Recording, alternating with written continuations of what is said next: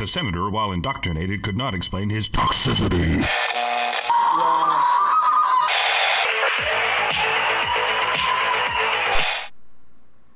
Hello, everybody. Hello, and welcome to The Week in Men's Rights with, currently, it's just Prim Reaper and myself, the Doge in charge. We will be getting, hopefully later on, I did plan this out with them, but you know how British women are. Elizabeth Hobson and Natty will be joining us. Natty's having some trouble with her children, and I believe Elizabeth's probably, because they all got kids and, you know, mothers. So they'll be joining us later on. And but mothers-to-be apparently can still show up. So, Prim, how are you doing? doing well, other than the fact that we have to talk about this crap, but you know, yeah, exactly. We've got lots to say. Yeah, I read through it again today. I have words, but currently I'm too upset at what's written here, but we'll get into it. So what are we talking about? This week we're going to be looking at and discussing a article that was put out by the American Psychological Association that has supposedly, the topic is they have finally addressed guidelines and issued guidelines for that would involve psychological practices with men and boys. And so basically, the article is up here. It's entitled APA, American Psychological Association, issues first ever guidelines for practice with men and boys. And boy, oh boy, is this when people say they're skeptical of psychologists and they don't like shrinks.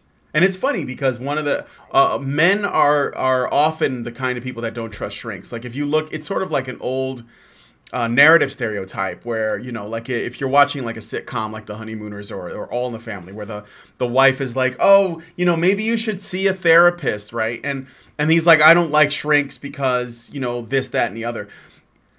We want to like push back against those stereotypes. We would like to believe that being a clinical psychologist is like a worthwhile career that actually has value. But this kind of shit is like what ruins that credibility. And this is being put out by the American Psychological Association. I fear, we haven't even read through this yet, but I fear that this, let's say this field is just like corrupt as shit. That's what it looks like to me. But we can get into that. I don't want to, because Prim, you're here because you're actually someone who has an interest in this industry, right? And you've always had this interest. Is it like this something that you've been interested in for a while? Since high school, basically. And I mean, this like okay, I just started my ethics class in psychology. Oh boy. And there's a section in the code of ethics that talks about personal behavior becoming a concern of the discipline only if it is of such nature that it undermines public trust in the discipline as a whole.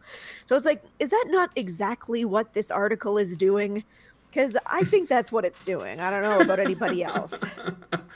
Yeah, so I guess before we get into the article itself, how much do you know by any chance how official or how let's say how much sway or influence this article will have on the psychological, let's say, community, the psychology community or the psychology industry as a whole? Do you think that they're going to reference this as like the baseline, or do you think that we're sort of like looking at a smaller part of a bigger picture and maybe this isn't that much to worry about, you know, because there is criticizing what's written in it, and then there's like genuinely being concerned that this is going to impact the way that we practice psychology with men and boys.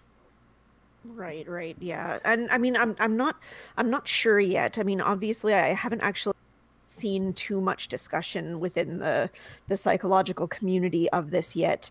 Most of what I've seen has been kind of criticisms of it, but you know, knowing the kinds of readings that are coming up in my own education and things of that nature, I think that there is a strong potential that this could really catch on, which is kind of frightening.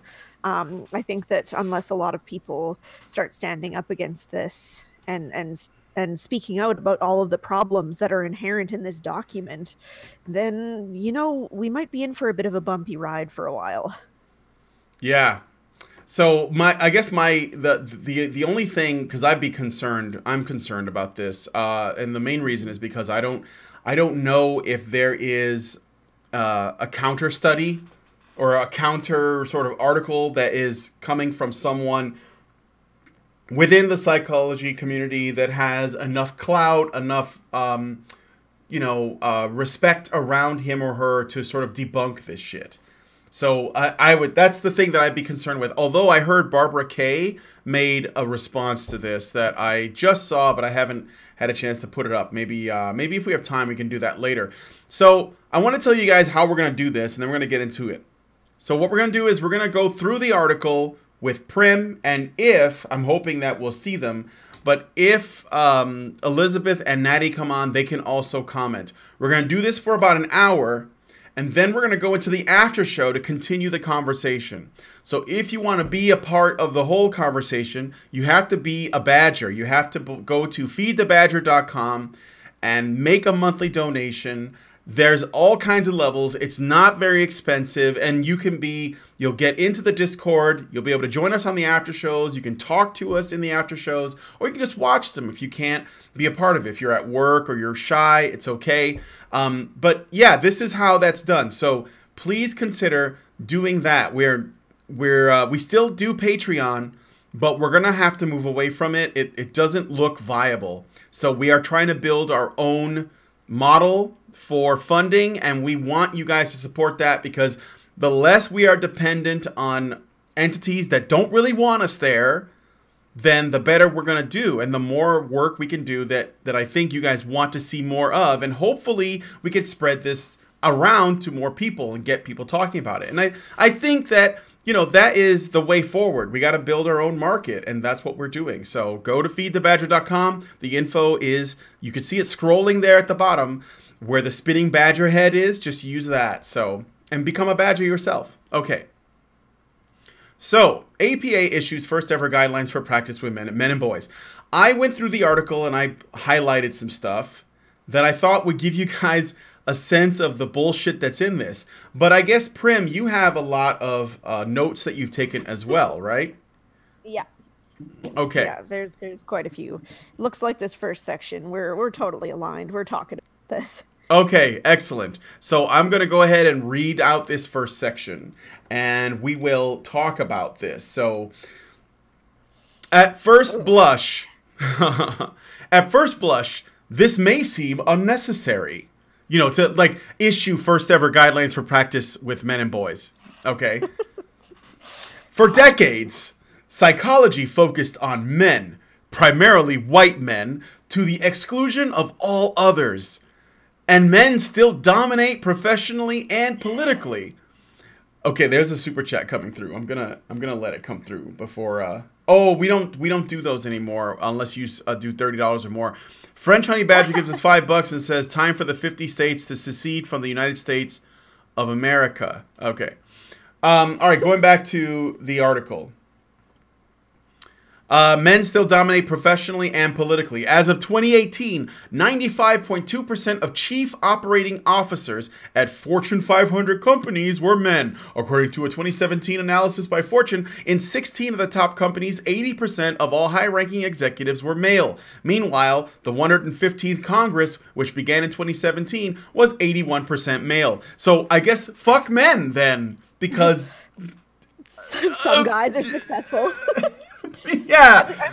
Like these last several points, it's like, okay, and like, how does that have any relation to anything else? Yeah, and also, so are you telling me that a man who is the chief operating officer of a Fortune 500 company, that guy doesn't need psychological help at all? Like, fuck him? Like, if he's under tremendous stress from his job, and he has the money to afford your fucking $50 an hour psychological assistance, that's the guy who can afford it, but also fuck that guy? Like, what? Well, the one sentence in this first paragraph that really pissed me off: for decades, psychology focused on men, particularly white men, to the exclusion of all others. No, it fucking didn't. Not unless you're talking about Freud as all psychology, and even then he still talked, at least in his own crazy way, about women. Like, behaviorism was a gender-neutral form of psychology, focused largely on promotion of certain behaviors and the consequences that arose from those. You know... Let me ask you... Oh. No, it's okay. Let me ask you a question. When psychology was starting off as a discipline, when it was like brand new, okay? And I mean, this might be proto-Freud or whatever. What was the group of people that was most likely to be able to afford it and was most likely the ones to request it? Like, I think, I don't know. Maybe I'm wrong. That's why I'm asking. But it seems to me that if it was like the late 1800s or something and people were just starting to talk about psychology, or maybe the early 1900s, and that like was a practice that was happening and it wasn't cheap. Like, you know, we're not talking about the way things are now. Like, the middle class was not a thing back then. There was like poor people and then there was like elites, right? And so like, and I mean, it would seem to me that people that have the disposable income to be interested in pursuing a brand new kind of science in an effort to help their problems would be people who have the money that can afford, psychologists. And I think that there was a lot of analysis of women that had a lot of free time that were probably like middle class or higher, you know. So I'm just asking. So I think the idea that it besides, if they contradicted themselves right off the bat. So if they're just now issuing guidelines to practice for men and boys, then how can you say that they're just now starting to figure out how to do men and boys and then say that it's been for men and boys since the beginning? Well, no, how? Kidding, right? Like, it doesn't make any sense. Like, and plus, like, as I was saying, like, Adler focused on a sense of inferiority and superiority and social demands on personality, and Jung focused on all of his mystical crap, along with the healthy relationship to the unconscious. And we can talk for hours about how relevant a lot of that stuff is, but if you're telling me that these are all things that men experience and not women, then I'll take that theory and I'll show you where you can shove it. Yeah. Quite frankly. Okay, so people are complaining that my mic is too loud, so it's fine. It's usually the dominant one. I think it has to do with the fact that I'm hosting the call. But or maybe it's the fact that you're a male. Yeah, it's because my mansplaining is much louder than your femsplaining. Exactly. So, but anyways, the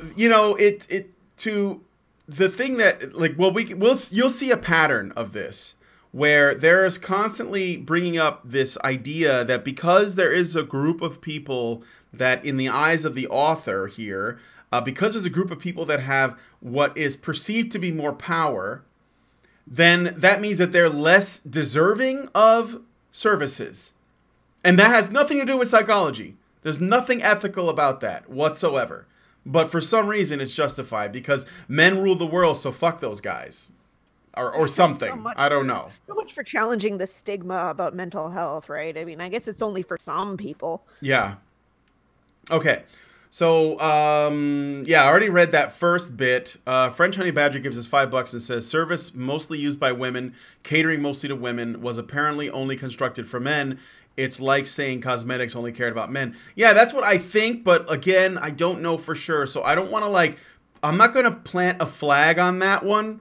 I'm just saying, if I think about what the time period was like when psychology was new, I would guess that the people that probably got the most out of it, or a lot out of it, were women with a lot of leisure time, is my guess. Because if you're working 18-hour days, you don't have time to see a shrink. And this was the birth of, or the early part of the Industrial Revolution. There was probably and there were still lots of people who lived in rural areas that didn't see anyone outside their small community. So I'm guessing that. So be that as may, if there's someone who's going to correct me on it, it's fine. Just know that I'm not super committed to that because I'm totally speculating here. So, all right. So the next thing I have highlighted, or I could just read through it, but Basically, it says, but something is amiss for men as well. Men commit 90% of homicides in the United States and represent 77% of homicide victims. They're the demographic group most at risk of being victimized by violent crime. They are 3.5 times more likely than women to die by suicide, and their life expectancy is 4.9 years, about 5 years, shorter than women. Boys are far more likely to be diagnosed with attention deficit hyperactivity disorder than girls, and they face harsher punishments in school, especially boys of color. Not that that fucking matters, because probably the fact that they're men is more important than they are men of color. Just saying. I hate that they try to bring race into it as a means to sort of like, it's like they're trying to smooth out and take attention away from the real issue is that they're men that are in trouble. It's like they're, when you look at the situations for people of color, for blacks and Hispanics, because when they say people of color, that's what they're talking about. They usually ignore Asians and Jews. But when you're looking at the situation for blacks and Hispanics and Middle Eastern people and stuff that, you know, tend to do more poorly in Western countries like the United States, right? And they're trying to talk about them, they cannot get away from the fact that those are people of color first. And instead of looking at the individual situations between the genders within that group. And if you do that, you'll find that more of the problems faced by people of color that they're talking about, blacks and Hispanics, are more universal across the gender.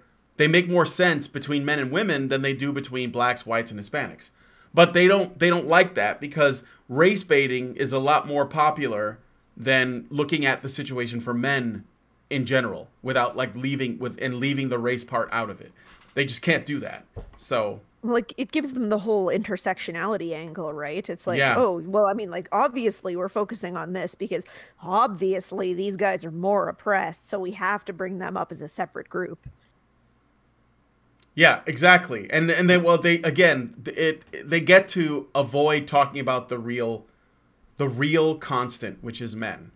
It's really annoying. So yeah, well, because I mean, like you can tell the way they talk through this entire thing. It's even though they're talking about men, they still use every chance that they can get to minimize it somehow by comparing it to some other group, like men of color, women in general. Like they make all kinds of those kinds of comments, and it's terrible.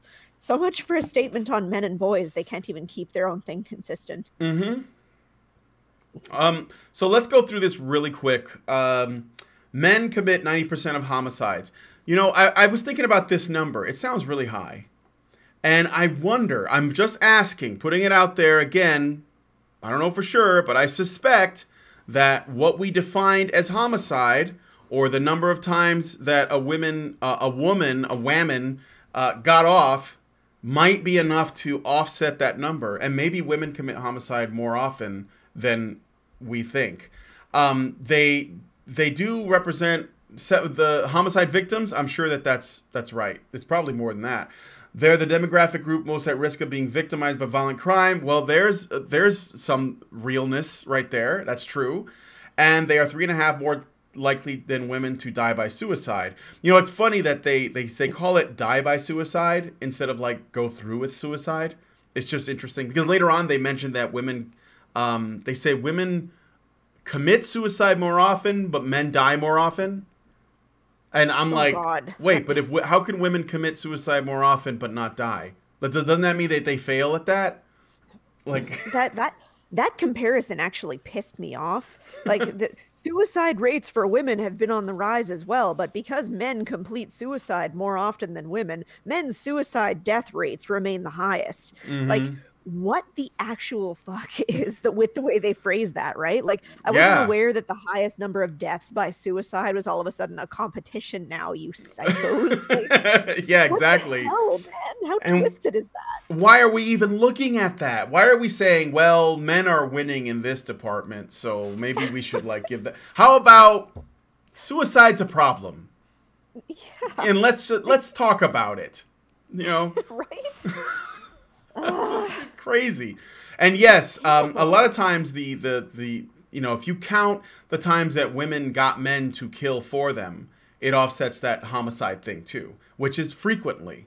So, okay, so that was the thing I just needed to talk about. And the attention deficit hyperactivity disorder thing. So do you want to say anything about that? Boys are far more likely to be diagnosed with ADHD. Well, I mean, it's of course they're going to be, because in schools, all of the activities are being taken out in favor of like study methods that are better suited towards girls. Like a lot of schools are canceling recess now. Like boys have no outlets to use the energy that they have. So of course they're struggling to maintain interest in schools. Like it's a very different kind of way of learning, and we're prioritizing the way girls learn over the way boys learn. So then it should really come as no surprise to anybody that when we're looking at things from a female lens, all of a sudden, oh yeah, these boys are the problem, right? Like clearly we have to medicate them and calm them down rather than wonder if maybe we should stop focusing on purely female ways of learning and we should come up with different ways, basically. Yes. Yes, absolutely. Somebody asked me if the APA is a national or international corporation or organization. I'll look into it shortly. Another thing about the ADHD thing, well, it's been definitely a product of the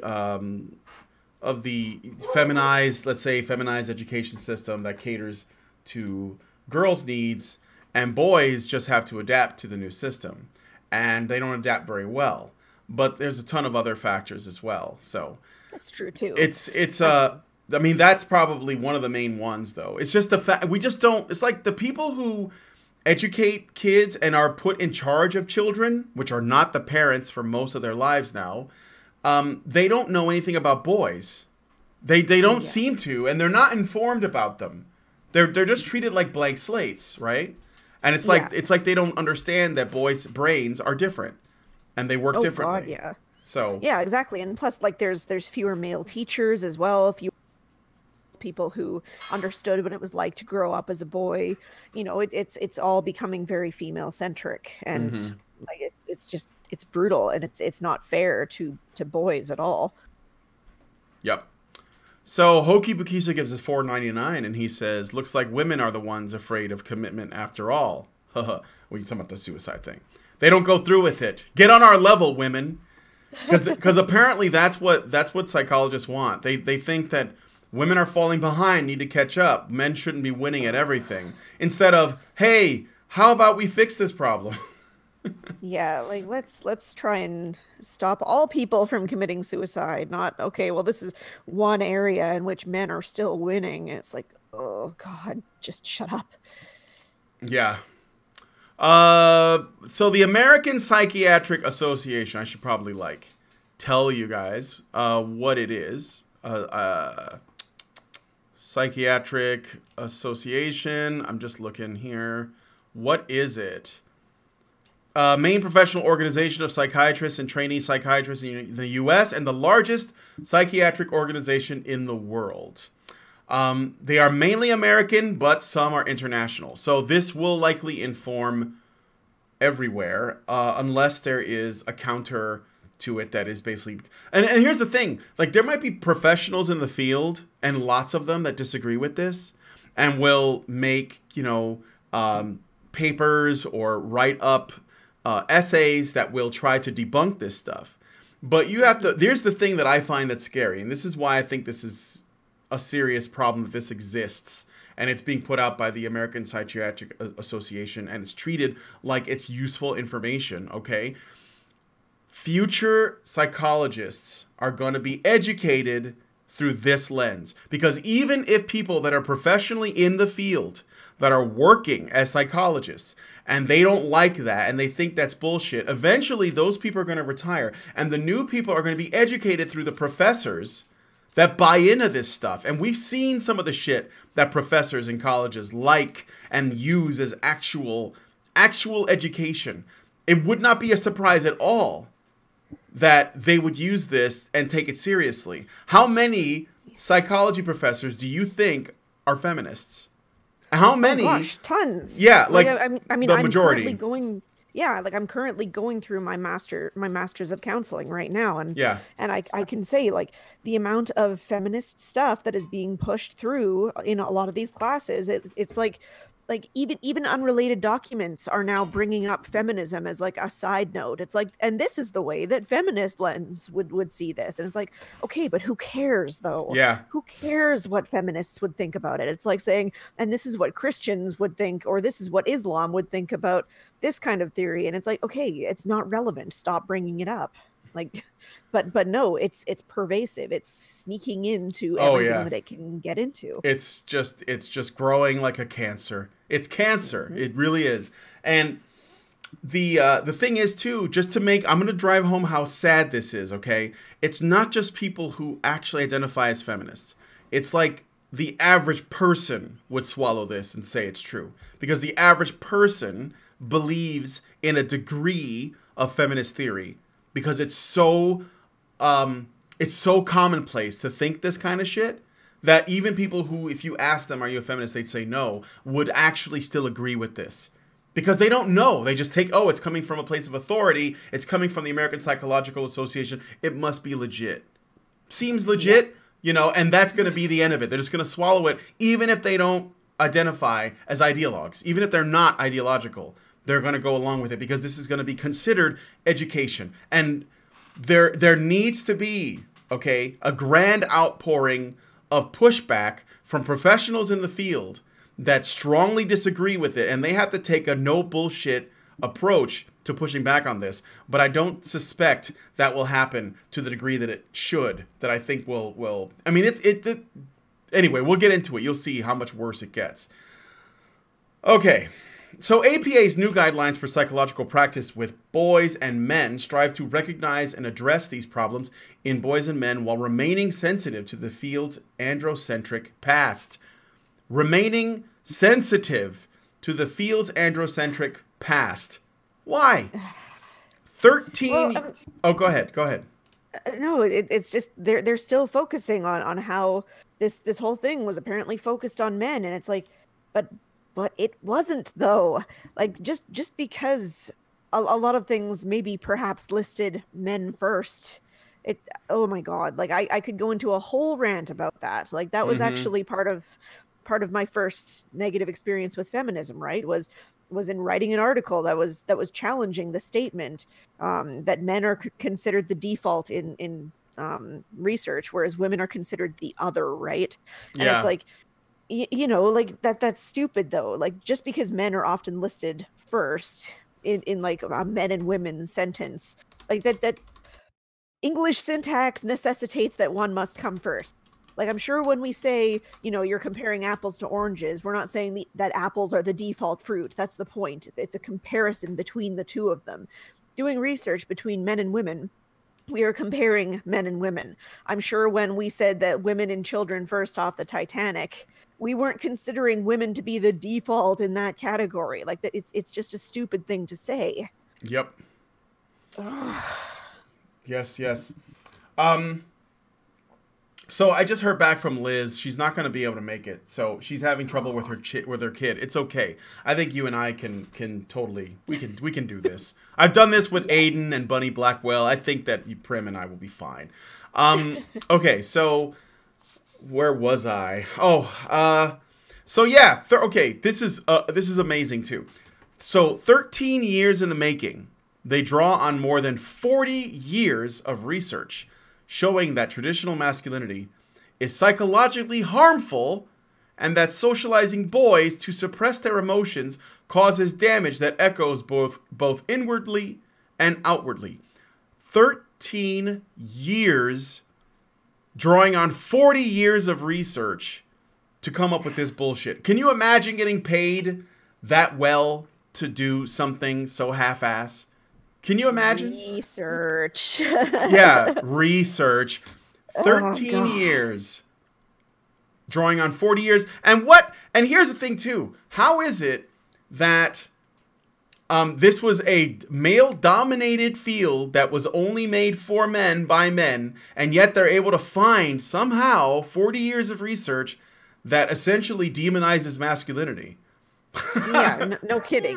Not to mention, it's like, is it socializing boys to suppress their emotions that does it, or is it when people drink from glasses that say male tears on them that does it? I don't know. It's a mystery. Yeah, exactly. Yeah, we've demonized men through our education system, through the entertainment industry, through in every area that we were able to, and now and then we educate them as though they're not boys, as though they're girls that are dysfunctional, and now they're like committing suicide, and they're not expressing their emotions and shit. I don't. It's got to be their fault. Men are responsible for everything that happens to them, don't you know? We have so much agency that we have agency over the shit that is actually affecting us that comes from women, that comes from outside. So, by the way, the desire or need to suppress your emotions, which I don't think there's anything wrong with, by the way, suppressing your emotions can be, a good thing to do. Stoicism is not something to be frowned on. I think that just like, reveling in your emotions and becoming like a 2-year-old because you don't get your way, I find that that's probably a little bit less constructive. But oh my God, I just have the most hysterical story related to exactly that concept.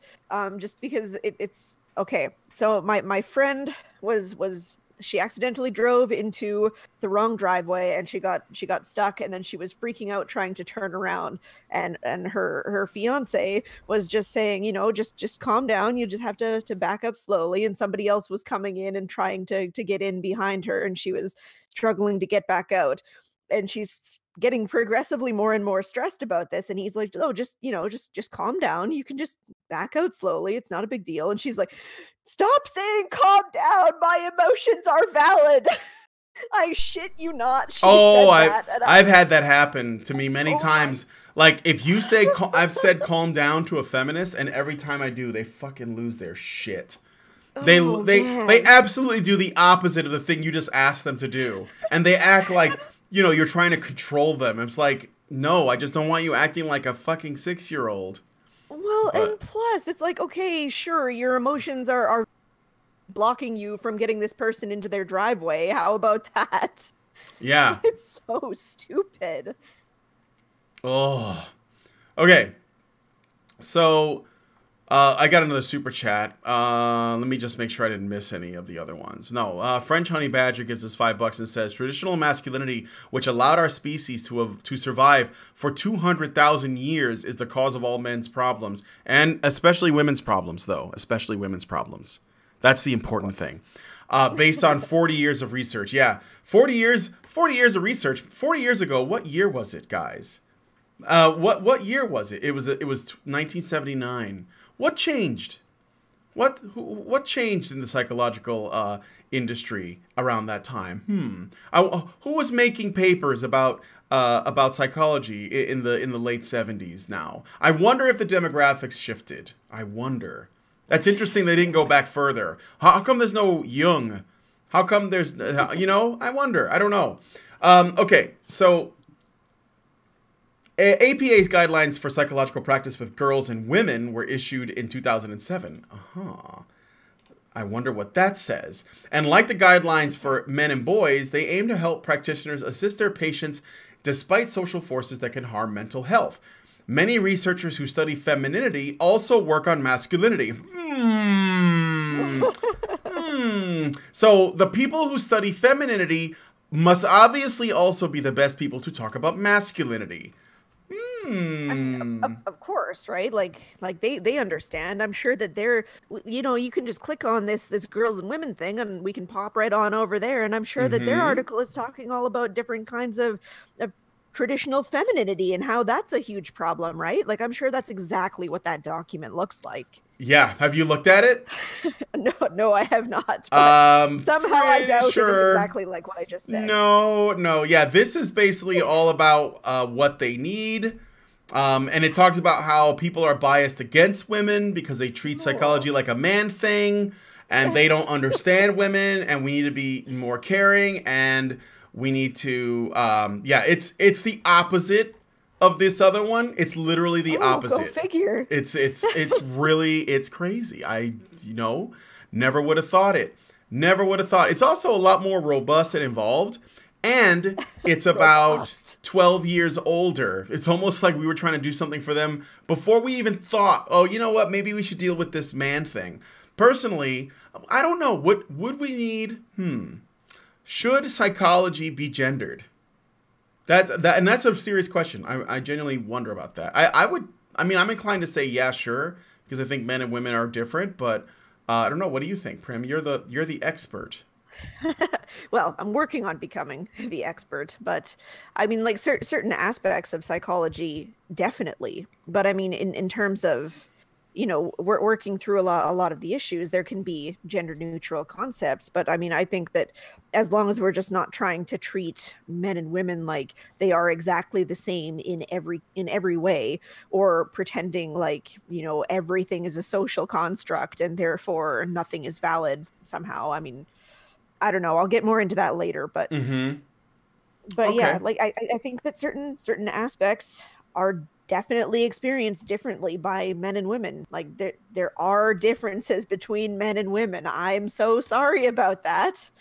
But it's okay. We can respect that. Unbelievable. And it's not a problem that needs to be rectified.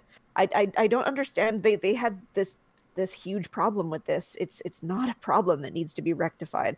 We can have some elements of psychology that are gender neutral, but there are differences, and it's okay to respect that. I can't believe what I'm hearing.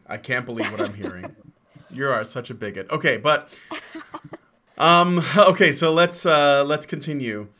Like the guidelines for men and boys, they aim to help practitioners assist their patients despite social forces that can harm mental health.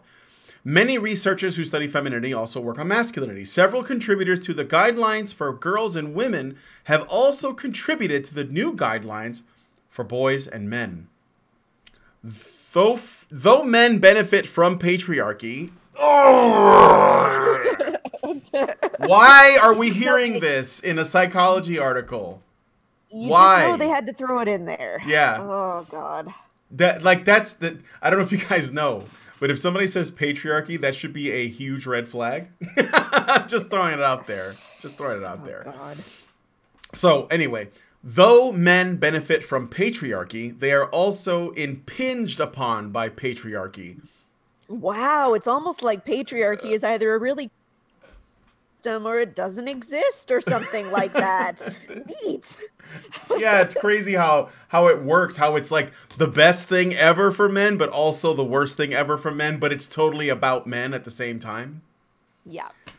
Says Ronald F. Levant, ED, a professor emeritus of psychology at the University of Akron and co-editor of the APA volume, The Psychology of Men and Masculinities. Levant was APA president in 2005 when the guideline drafting process began and was instrumental in securing funding and support to get the process starting. I'm sure he secured a lot of funding too. I'm sure he did really well on that. So yeah, I mean, I don't think we need to talk about patriarchy much because we have talked about it a couple of times on the show. I don't know if you guys are familiar with the program, but yeah, suffice to say, patriarchy is bullshit, and if somebody tries to use it, you should be very, very, very skeptical.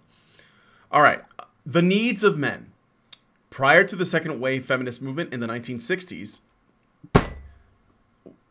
Okay, I just got to stop right there. Again, why are we talking about the feminist movement? This is about male psychology. Why? Yeah. Stop bringing it up. They speaking of ADHD, these guys can't even stay focused on their topic for more than a couple of paragraphs. Yes. Prior to the second wave feminist movement in the 1960s, all psychology was the psychology of men. Most major studies were done only on white men and boys, who stood in as proxies for humans as a whole. Researchers assumed that masculinity and femininity were opposite ends of a spectrum, and healthy psychology entailed identifying strongly with the gender roles conferred by a person's biological sex. Did they? I really don't remember a lot of psychological research focused exclusively on that. A lot of it was talking a lot about the unconscious mind, or how you related to other people. Like I really, No, that I all really sounds didn't think like there was. that all sounds like man shit to me. But I seriously don't understand that at all. Like, what? And then on top of that, they pull this bullshit where they say only on white men and boys. So any black people watching, you should be mad.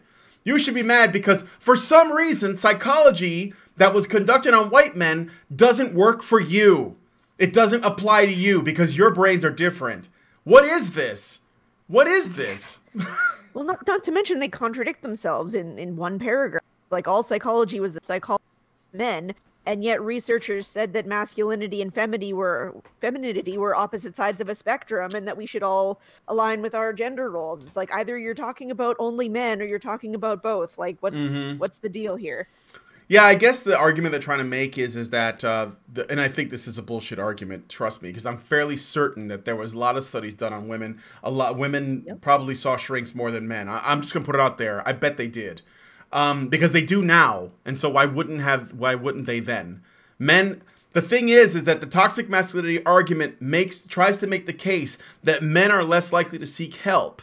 Okay, and they're also less likely to go into therapy, and they're also less likely to see psychologists. So if they're less likely to do those things, how in the fuck is it possible that we built psychology around men? How? Well, exactly, right? Like, it doesn't make any sense. No, it makes no sense. It's absolute bullshit.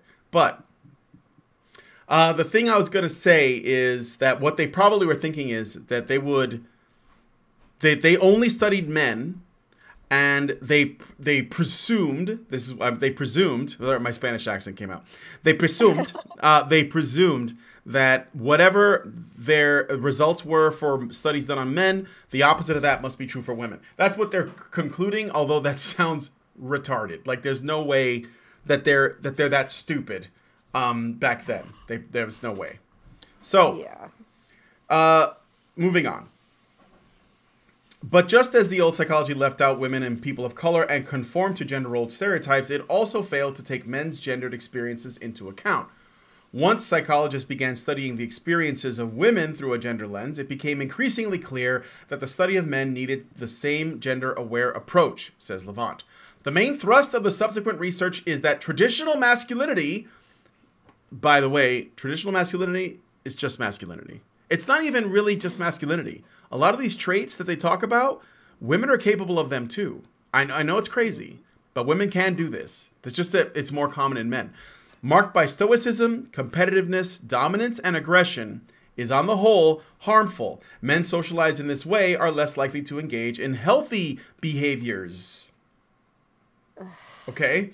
Yeah. So, go ahead. You want to say something, Prim, to that? Well, I mean, it's just like they talk about these traditional masculinity things, and then they talk about them like they're all bad, like stoicism and dominance and competitiveness, like these preclude healthy behaviors. Like, you can have healthy competition. In fact, I would say healthy competition has led to a lot of fantastic advances as a species. Like, it can be a very, very positive thing. Mm-hmm. But they keep talking about these things as though they are solely negative. Like, maybe if my friend who was screeching about the validity of her feelings in the driveway had been a little bit more stoic about her experience, maybe she would have been able to block the driveway for a less amount of time, right? I know, it's crazy. It's like they're treating, like, acting like a mature adult as though it's toxic. It's not just a masculine thing, it's a toxic masculine thing. What kind of world do they want to live in, where we just like hoot like chimps and throw shit at each other whenever something doesn't go our way, or just because we feel like it at the moment? Like, it's because of stoicism, competitiveness, dominance, and aggression that we are living in the most comfortable time in the history of our species. It's because of that we live in this world right now, where I can talk to a person in Canada through the internet at a group of people from all over the world that are connecting through this incredible device, through all these incredible things that we've made. It's because of this that we're here. And yet that's the problem. I guess we should just stay in the trees and just like, you know, peeled each other's faces off so we can protect our little tribe like chimpanzees do or bonobos or whatever, I guess. I don't know. Anyway, before I continue, Prim, I know that you say you took some notes. So do you want me to jump just to like the bits that you took notes on? Because I think you might have I don't know if you might have like more to talk about, because we've already almost come to the hour. I'll go a little bit. I'll go a little bit over. I know, it's crazy. I'll go a little bit over, but we can't go for too long because I know that you can't. You know, you got to go at some point, and Yeah. I have dinner cooking in the background. So, Right. Well, so do you want to I jump mean, to anything or? well, I mean, I think like one thing that I had really written down some notes about here was that it's like, you know, they talk about men not taking proper self-care attitudes and things like that because of these toxic masculine behaviors. And it's like, you know, well, maybe you're right. Maybe if we didn't consider men valuable only in so much as they could sacrifice themselves for the good of their communities, then maybe they might take more reasonable attitudes towards self-care, you know? Mm-hmm. Like just maybe. Yeah. And like If I don't know. if we had some compassion, we might be able to help, you know, suicidal men, self-destructive men. And if we tried to look at it in terms of like trying to help them as opposed to trying to prevent them from hurting women, because that's the thing about the toxic masculinity narrative, okay? So of all the feminist theories that are out there, of all the feminist lies and all the bullshit and all the social justice warrior shit out there, the thing that makes me the most upset, the thing that always grind my gears the most, was the toxic masculinity narrative. Because it attacks men for being men at their core. It attacks masculinity itself. And not only is it attacking the masculine in men, but it attacks the masculine in women. So it basically says women shouldn't act like adults. They should remain as children, as just babies that just, you know, and they should not also embrace their feminine side either. They should remain some kind of political, lesbian, quasi-female, gender non-binary creature, and men should just either become women or just die. Just like do one or the other, or serve us, but make sure that you don't look us in the eye, don't touch us, don't talk to us without asking first, or whatever, right?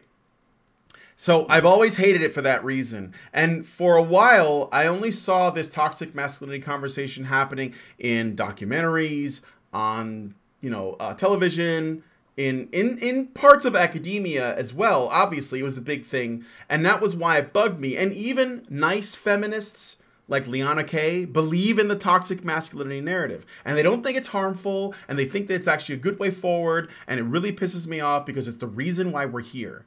Okay, it's the reason that we're here. And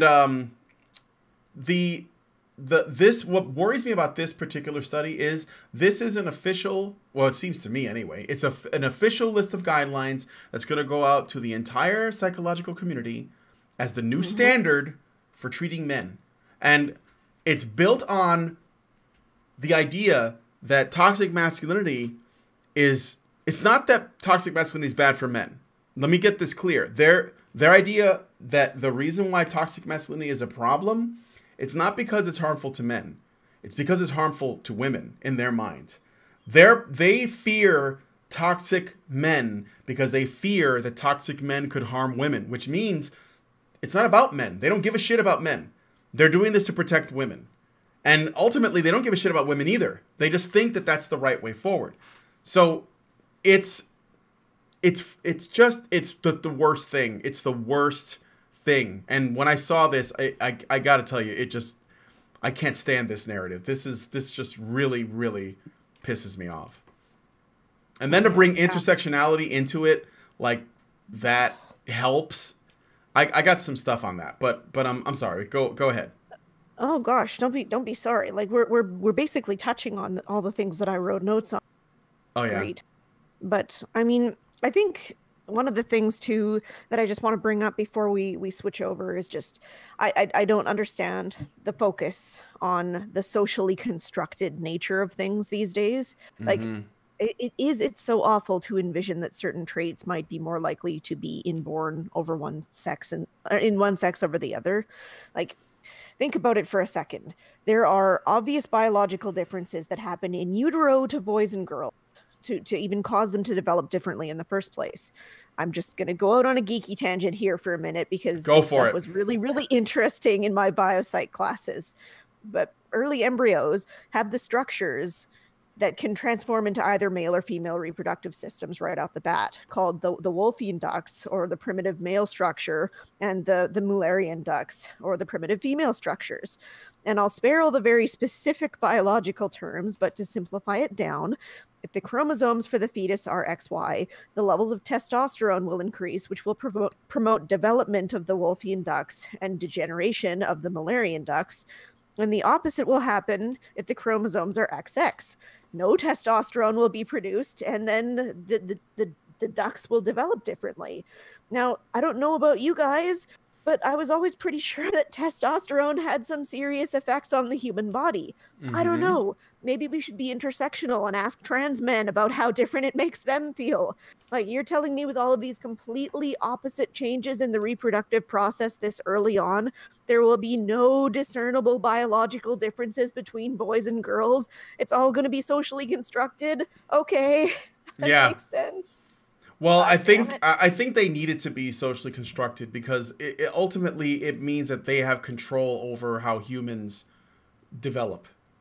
Because like I honestly believe this, okay? If you work in the fields of education, if you work in any field that you believe has influence over people, like in entertainment, like in the media, like in journalism, like in, again, like I said, academia, in politics, then you will believe that you can shape people. Like that they're all just like, little globs of clay that you can mold however you like. So if you believe that everything is socially constructed, then that means you can just shape people how you want. And the thing is, it's not that people are absolutely immune to social influence.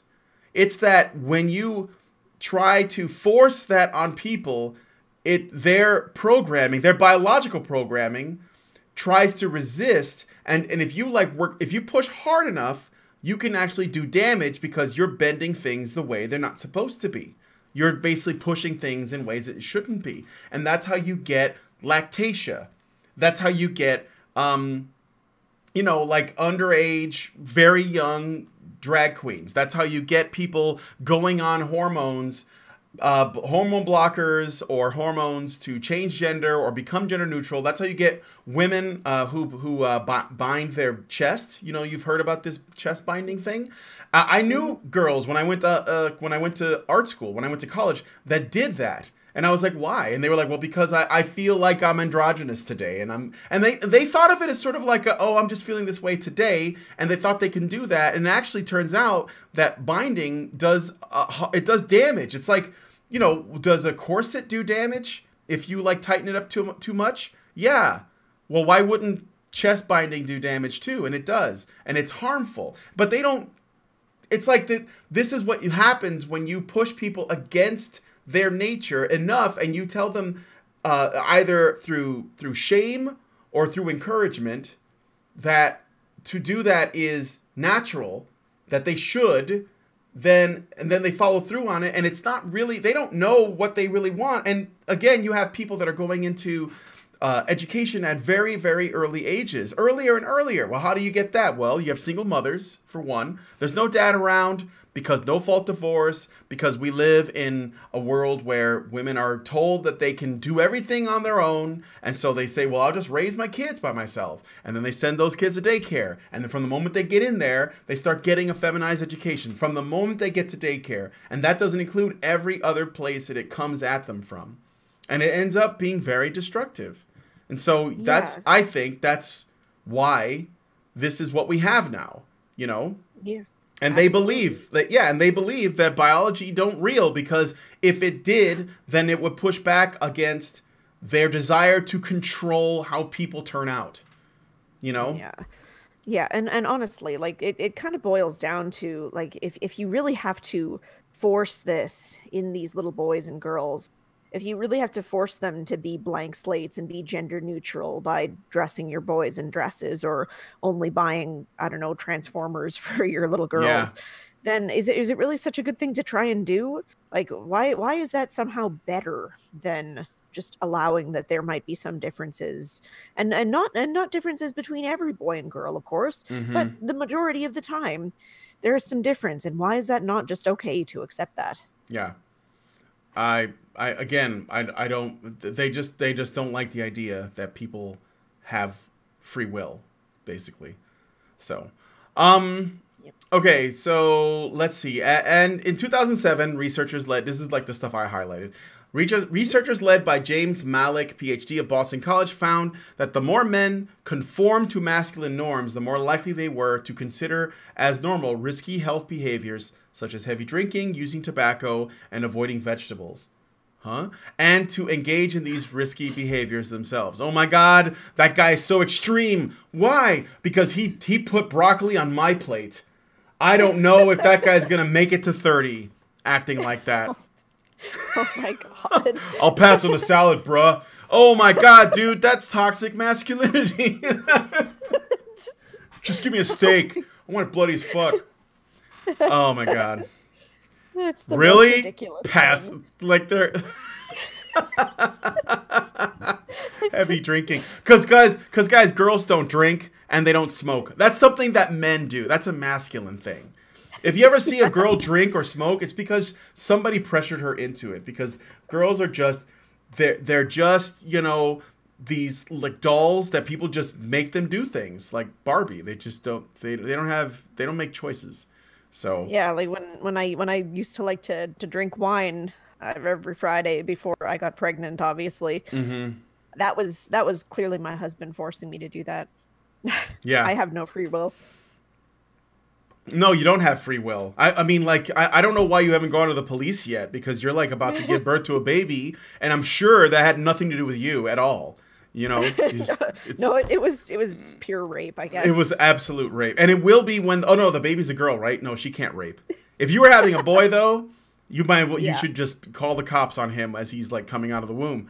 Xerex gives us $5 and says it would be a very sinister idea if child labor laws were about leaving children in the care of women rather than them being exposed to men working. Yeah. Thank you for the donation, sir. So this masculine reluctance towards self-care extends to psychological health.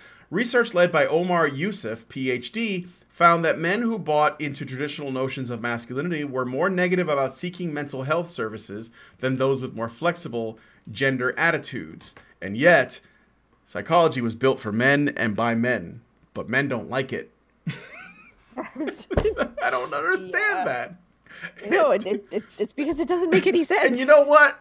I don't like it now. Like reading this, I can see why guys want to avoid shrinks. They're going to treat them like women that are broken. It's bullshit. Yeah. Well, okay. Yeah, because obviously they're broken because I don't even know. My mind is full of fuck at this point. Yeah, I know it's pretty fucked up. We're not even all the way through the article, and like not even close, and I just can't understand it. Yeah, we'll go for like 15 more minutes. I want to get into another section, and then we'll see where we are and maybe call it there. And then I'll just do like a shorter after show. It's fine. Because of the way many men have been brought up to be self-sufficient and be able to take care of themselves, any sense that things aren't okay needs to be kept secret, Rabinowitz says. Part of what happens is men who keep things to themselves look outward and see that no one else is sharing any of the conflicts that they feel inside. That makes them feel isolated. They think they're alone. They think they're weak. They think they're not okay. They don't realize that other men are also harboring private thoughts and private emotions and private conflicts. Okay. Really quick on that, and a couple things. I mean, I'm not a psychology, expert. I'm not a psychologist. I'm just a guy with an opinion. So, take that for what it is. But I think that one of the things that I think we have a real problem with is that there are no places for men to go be with other men and spend time with them. Okay, we have killed male spaces. They're all but completely gone. And when I say male spaces, I mean like exclusively male spaces. All the places where men go to be men are basically having women forced into them. Now, I'm not saying that women can't be there, but if you want, the thing is, the way that guys heal, the way that guys deal with their issues and their struggles and their insecurities is when they're around other men. Or if they have a woman that is a very good listener and very compassionate. That can be the case as well. But here's the thing. This is what men need, in my opinion. The way that men express themselves is not the way women do.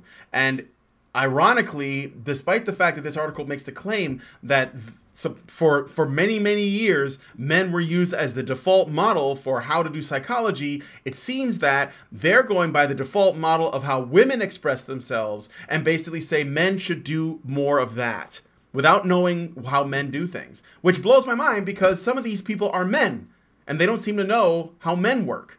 And that's what I think anyways, right? Well, yeah. And I mean, it's also possible too that, you know, sure, these guys, maybe they do, for all I know, the guys involved with this project, maybe they do, like, you know, deal with their issues in a different way from the quote unquote traditional masculine way. And that's fine. Like, I have no problem with men who want to do that as long as it's their choice to do that. But to then go and say that all the ways that other men do this is wrong.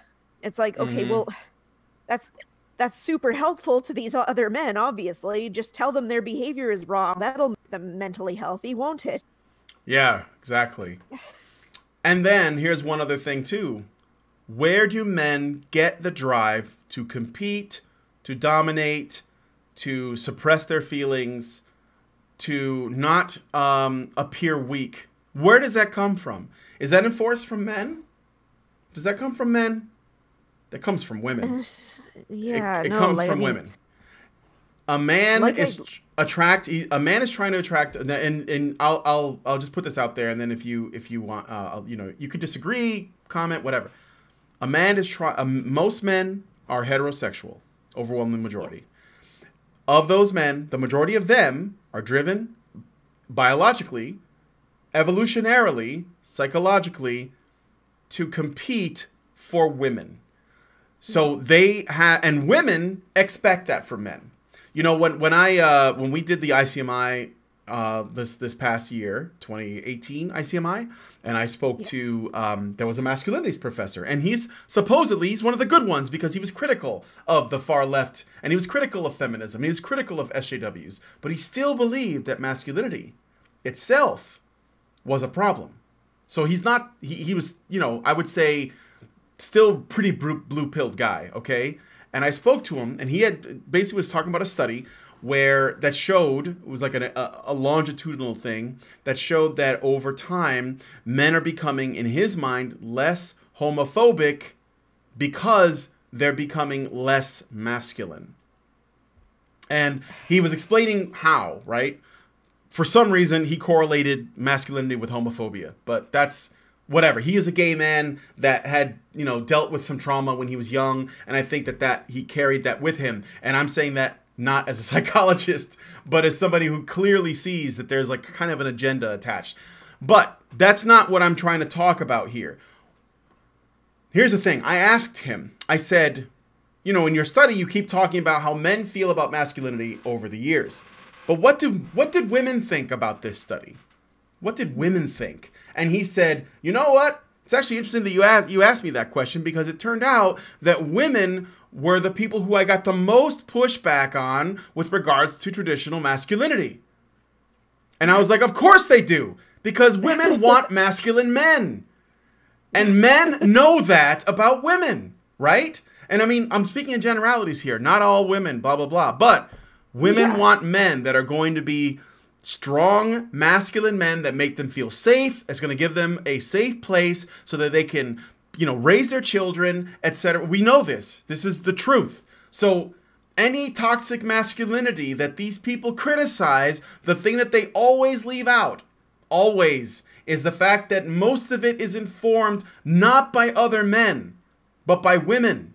Just by existing, It's not that there are women saying you need to act this way. It's just by existing. When women say, you ask a woman, what does she want in a man? Most of them are going to give you the same answer. And it's all stuff that requires men to compete, to dominate, to suppress emotions, and to just like get on with it and not whine. Because women don't find that attractive. Look at male feminists. Look at soy boys. Women don't like those guys. They don't. Even feminists that claim they like those guys end up accusing them of sexual harassment or even rape down the line because those guys are icky to them. I mean, because all guys are icky to them, but maybe not. I don't know. I bet like a Jason Momoa just grabbed them by the hair, they would fucking cream themselves. But that's just my thought. Anyway, but that's what I wanted to say about it. Go ahead, Prim. No, like that completely, it completely makes sense. And it just, it drives me nuts because they ignore that entire half of the equation. They ignore the fact that women, I mean, like, look at my example from earlier, right? The women drinking from glasses that say male tears. It's like, yep. These people that are supposed to be so intersectional, that are supposed to be so against toxic masculinity, they're often the ones that are making these kinds of comments. They're using these kinds of terrible objects. They're the ones that are saying, oh yeah, cry more, men, when you can't see your children after a divorce. Like, cry more, maybe you can learn something from being falsely accused of sexual assault. Like, yep.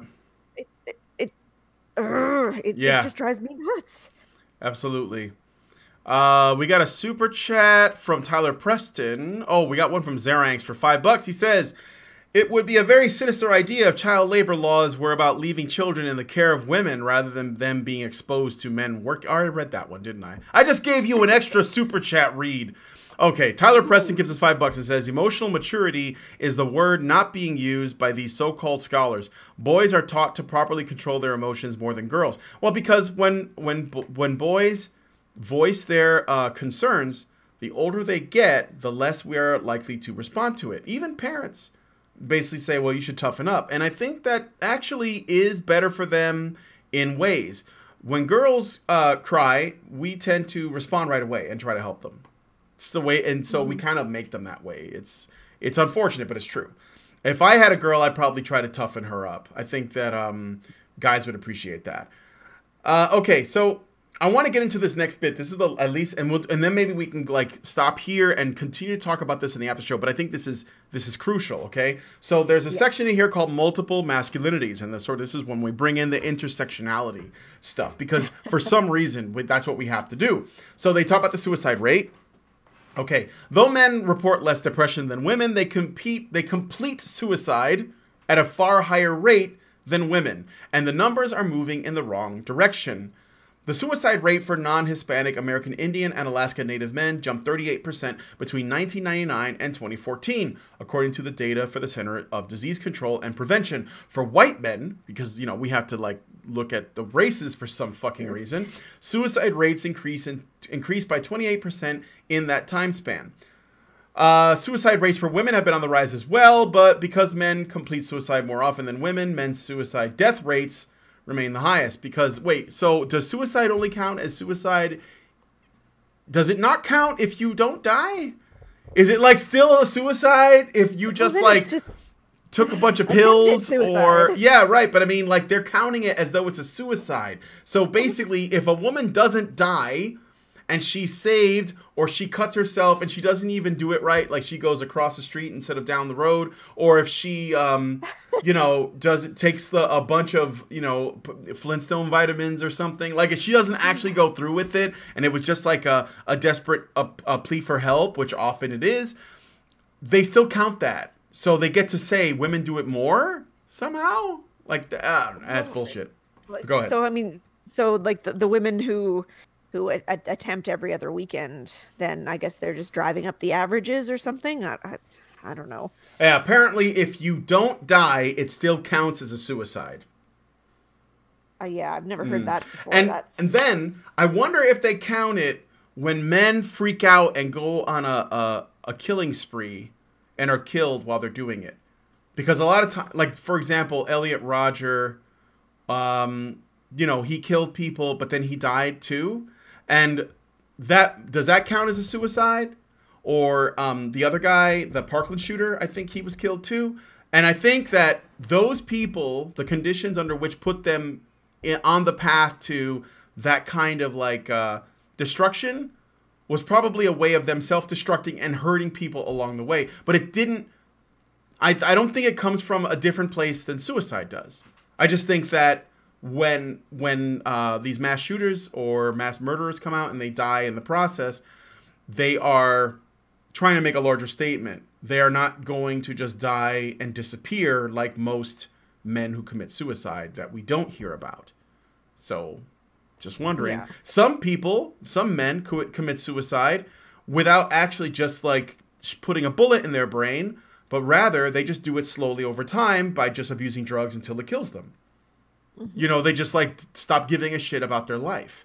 Like I wouldn't be, you know what I'm saying? Like, so when we talk about suicide, how are we counting it? Because some people just self-destruct until they die, and they just don't care. I think like Robin Williams may have done that. There was a few Hollywood actors that have basically like just had severe depression, and they didn't kill themselves, but they just self-destructed. You know. Mm-hmm. So, all right. Well, anyway, but here's the thing I really wanted to talk about. Mm-hmm. This vision of masculinity may summon up an image of a closed-mouthed cowboy, a la John Wayne. But there's more to masculinity than macho swagger. When the rules of manliness bump up against issues of race, class, and sexuality, they can further complicate men's lives. For example, the masculine requirement to remain stoic and provide for loved ones can interact with systemic racism and lead to so-called John Henryism for African American men, a high-effort method of coping that involves striving hard in the face of prolonged stress and discrimination. Okay, so I never heard of John Henryism before. Have you ever heard of John Henryism? So I looked it up. Not at all. Yeah, so John Henry is a folk hero. They had a song written about him. He was kind of like Paul Bunyan, but the black version.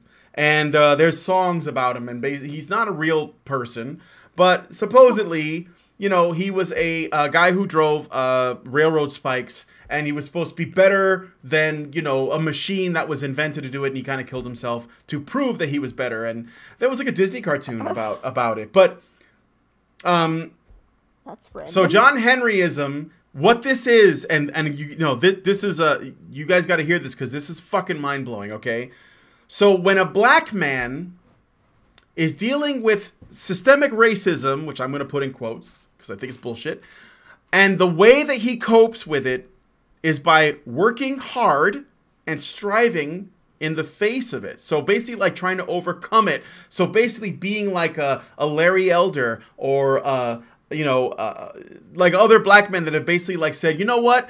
I don't care that this exists. I'm going to persist and I'm going to win anyway.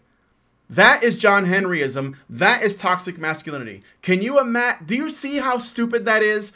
Black men should not try, even though again, systemic racism is bullshit, even though they're dealing with discrimination, they shouldn't actually fight to overcome it.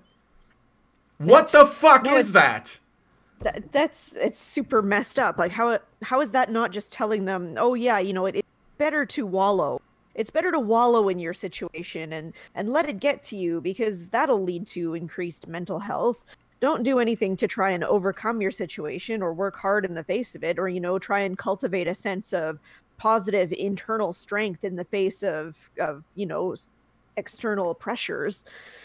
Don't do any of that. Just wallow in your self-pity. That'll be better. It's better than, you know, you trying to improve your own life. I get the feeling, honestly, that this idea of John Henryism is a way of keeping black men, and by extension, well, keeping black men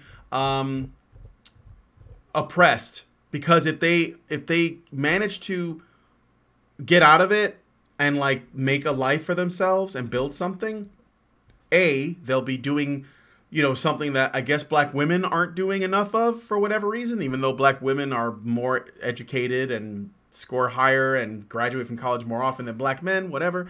And also they don't get to cry discrimination anymore. Because imagine if black men everywhere just stopped, fucking around, stopped killing each other, went to college, got educations, got jobs, started companies, and built the community. Well, there goes all of that activism. All of a sudden, that entire race-baiting industry can't make money anymore because all of a sudden the black men have realized that they have the ability to build shit. And they went out and did it. Literally what John Henry did. Built the railroad. And that is negative to them. I mean, doesn't that sound racist? Doesn't it? So, well, I mean, I'm sure that they would try and argue with you that that's not what they're trying to do. But then, if you ask them, what are you trying to do in saying that it's a bad thing that these people work hard and persevere in the face of discrimination? Then I'm thinking they're probably not really going to have a great answer to that. Then they'll be like, I'd have to go and sit on that one for a little while.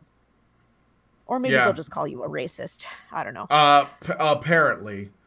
So John Henryism has been linked with hypertension and depression. Race, ethnicity, and discrimination can also interact with immigration status. As of fiscal year 2017, 68% of unaccompanied minors who crossed the border were male. Most of these children arrived from Central America and Mexico, fleeing gang violence, an additional psychological stressor.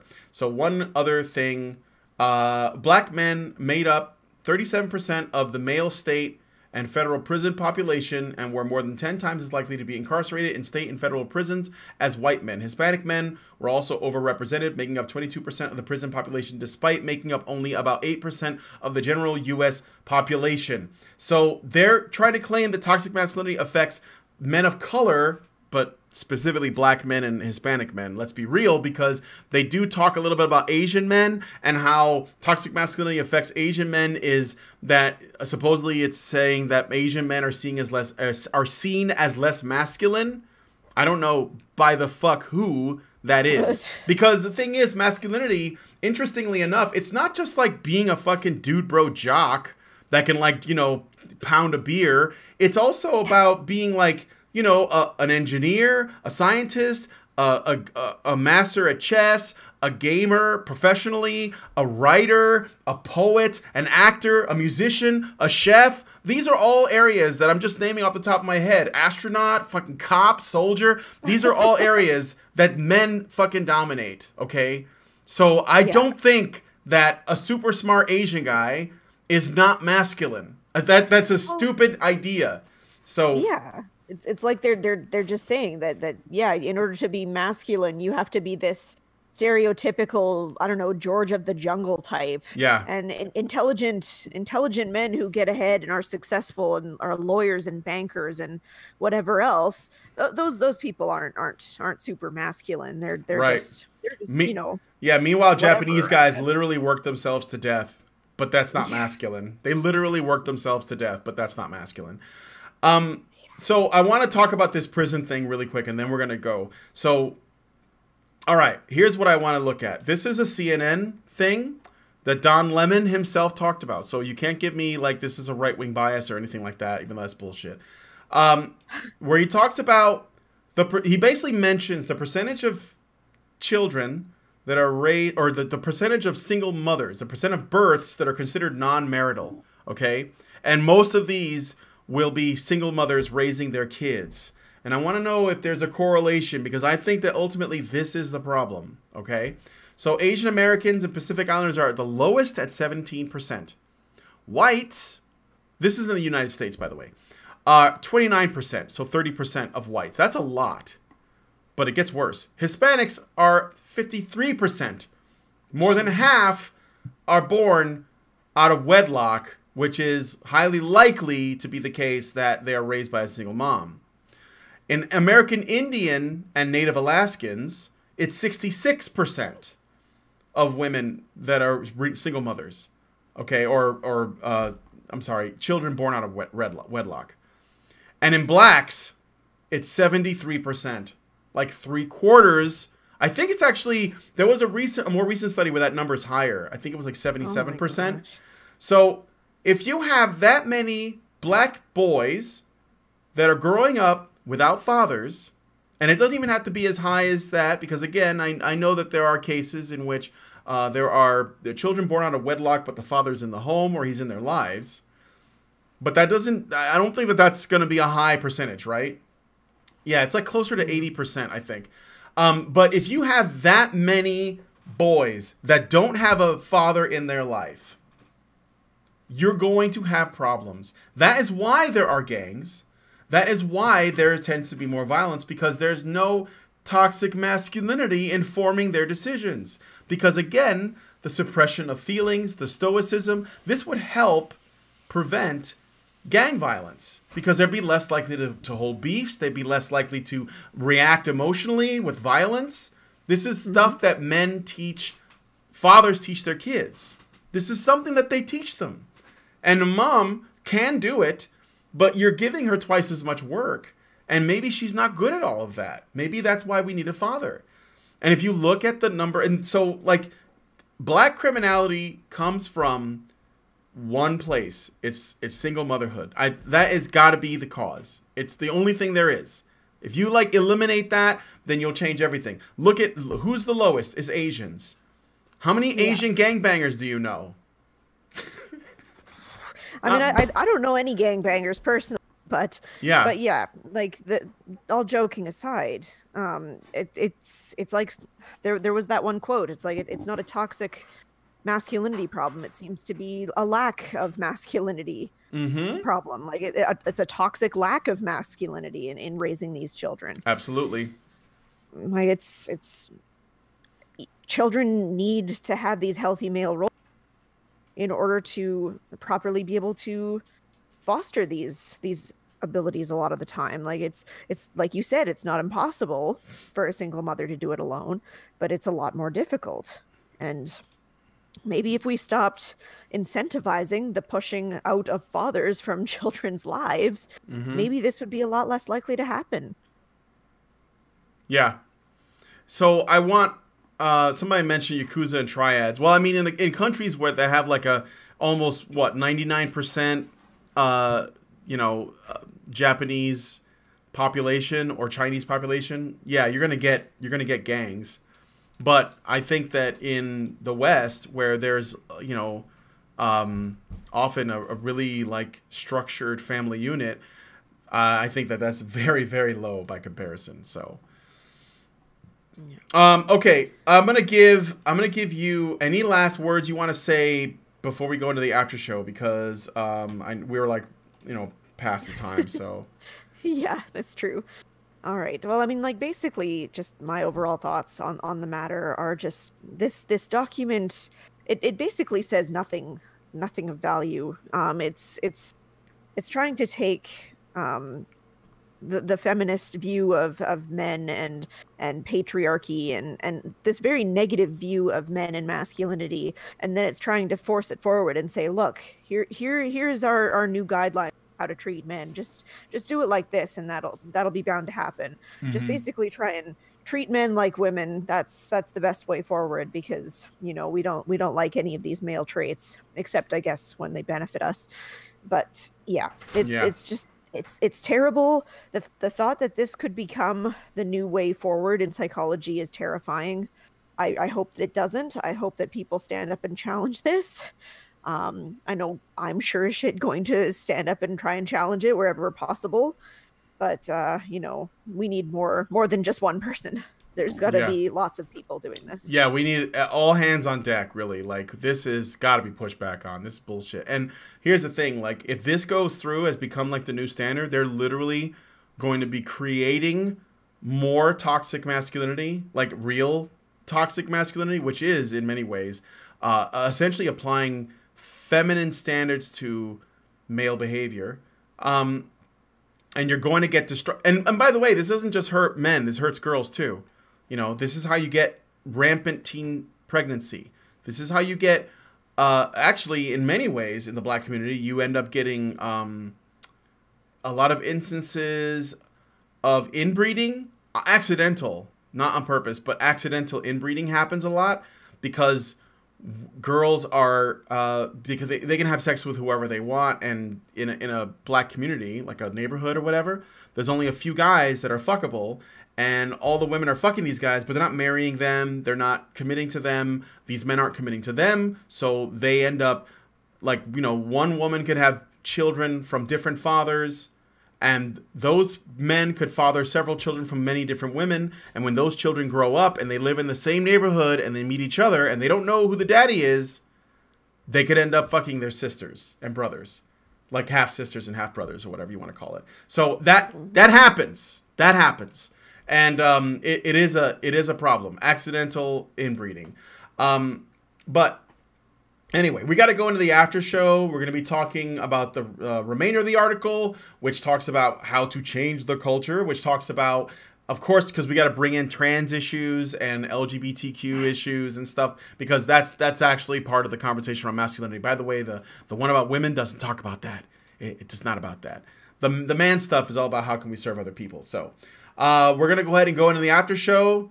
I will leave you guys with this thought. This is something that I've been saying a few times, and I think this applies here.